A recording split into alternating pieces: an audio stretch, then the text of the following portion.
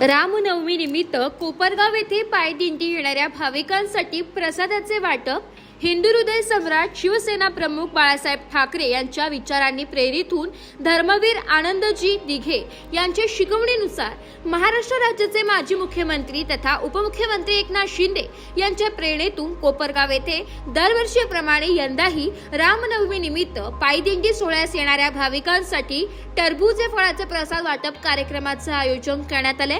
या उपक्रमाचे मार्गदर्शक माजी खासदार सदाशिवजी लोखंडे हे असून शिवसेनेचे सचिव संजयजी मोरे, उत्तर महाराष्ट्र संपर्क नेते व शिवसेनेचे सचिव भाऊसाहेब चौधरी, शिर्डी लोकसभा मतदारसंघाचे माजी लोकप्रिय खासदार सदाशिव लोखंडे यांच्या नेतृत्वाखाली हा कार्यक्रम पार पडलाय।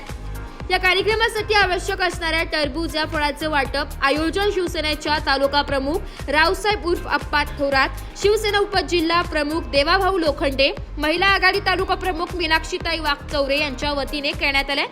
कार्यक्रमाच्या यशस्वी आयोजनासाठी शिवसेनेचे कार्यकर्ते आणि स्थानिक नागरिक उत्साहाने पुढाकार घेतला। ब्युरो रिपोर्ट, नाशिक लोकशाही न्यूज, नाशिक।